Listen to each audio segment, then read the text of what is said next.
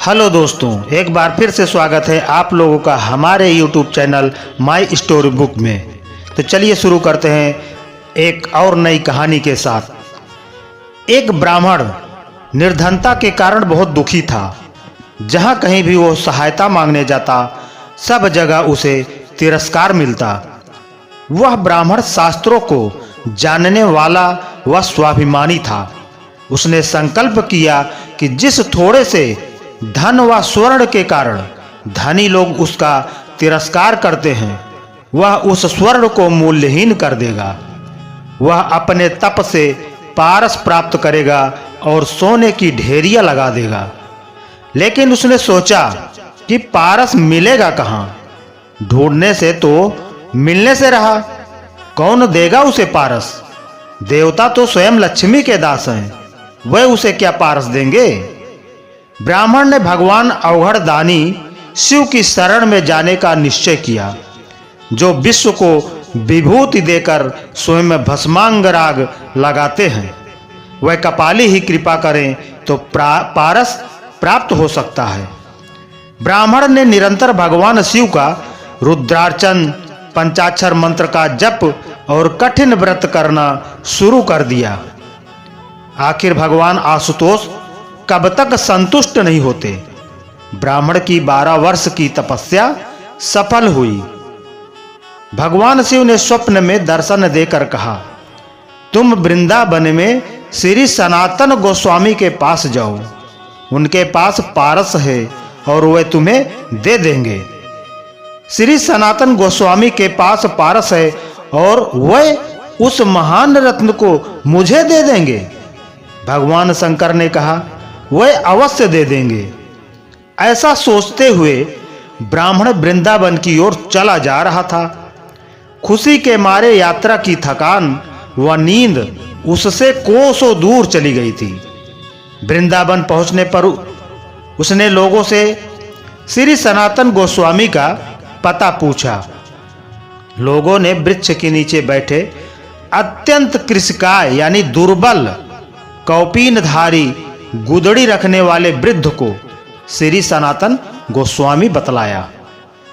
चैतन्य महाप्रभु जी के शिष्य सनातन गोस्वामी जी वृंदावन में वृक्ष के नीचे रहते थे।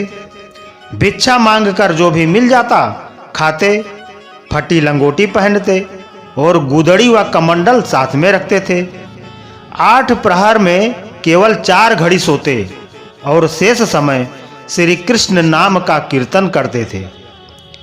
एक समय वह विद्या, पद, ऐश्वर्य और मान में लिप्त थे। राज्य के कर्ता धर्ता थे, किंतु श्री कृष्ण कृपा से, श्री कृष्ण प्रेम की मादकता से ऐसे दीन बन गए कि परम बैरागी बनकर वृंदावन से ही गोलोक पधार गए। ब्राह्मण ने मन में सोचा, यह कंगाल सनातन गोस्वामी है। ऐसे व्यक्ति के पास पारस होने की आशा कैसे की जा सकती है? लेकिन इतनी दूर आया हूं तो पूछ ही लेता हूं। पूछने में क्या जाता है? ब्राह्मण ने जब श्री सनातन गोस्वामी से पारस के बारे में पूछा तो उन्होंने कहा, इस समय तो मेरे पास नहीं है, मैं उसका क्या करता? श्री सनातन गोस्वामी ने बताया कि एक दिन मैं यमुना स्नान को जा रहा था तो रास्ते में पारस पत्थर मेरे पैर से टकरा गया। मैंने उसे वहीं यमुना जी की रेत में गाड़ दिया, जिससे किसी दिन यमुना स्नान से लौटते समय वह मुझे छू न जाए, क्योंकि उसे छू कर तो पुनः स्नान करना पड़ता है। तुम्हें अगर चाहिए तो तुम उसे वहां से जाकर निकाल लो। कंचन कामनी भगवान की विस्मृत कराने वाले हैं, इसलिए सच्चे संत पारस के छू जाने भर को अपवित्र मानते हो। श्री सनातन गोस्वामी ने जहां पारस गड़ा हुआ था उस स्थान का पता ब्राह्मण को बतला दिया। रेत हटाने पर ब्राह्मण को पारस मिल गया।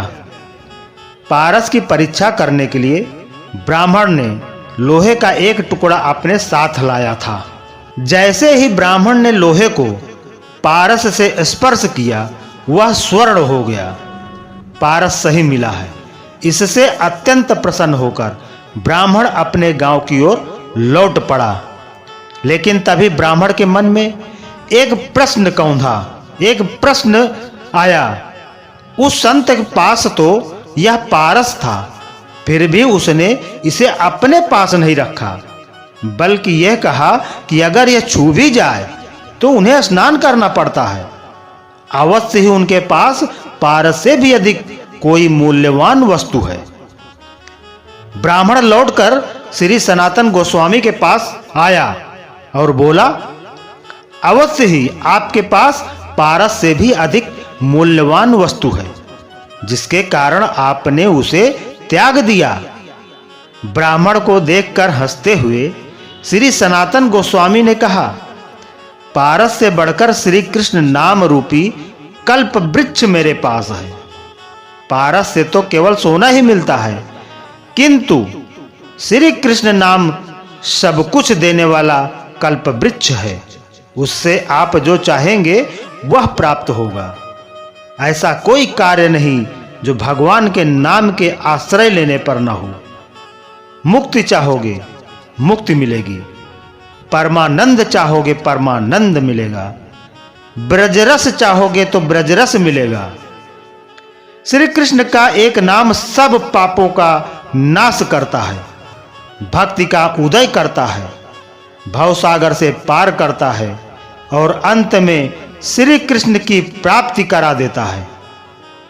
एक कृष्ण नाम से इतना धन मिलता है, यह सुनकर ब्राह्मण ने सनातन गोस्वामी जी से विनती की कि मुझे आप वही श्री कृष्ण नाम रूपी पारस प्रदान करने की कृपा करें।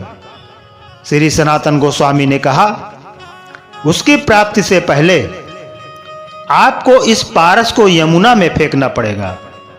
ब्राह्मण ने यह गया पारस कहते हुए पूरी शक्ति से पारस को यमुना में दूर फेंक दिया। भगवान शिव की दीर्घकालीन तपस्या व संत के दर्शन से ब्राह्मण के मन व चित्त निर्मल हो गए थे। उसका धन का मोह समाप्त हो गया और वह भगवान की कृपा का पात्र बन गया। श्री सनातन गोस्वामी ने उसे श्री कृष्ण नाम की दीक्षा दी। वह श्री कृष्ण नाम जिसकी कृपा के एक कण से करोड़ों पारस बन जाते हैं। नाम रूपी पारस से तो सारा शरीर ही कंचन का हो जाता है। श्री कृष्णा वचन जो मेरे नामों का निरंतर गान करके मेरे समीप प्रेम से उठता है, अपने आप को हमें शरणागत कर देता है।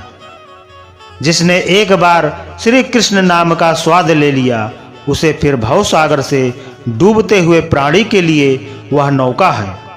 मोक्ष चाहने वाले के लिए वह सच्चा मित्र है। मनुष्य को परमात्मा से मिलाने वाला सच्चा गुरु है। अंतःकरण की मलिन वासनाओं के नाश के लिए दिव्य औषधि है। यह मनुष्य को सुख से सुखदेव बना देता है।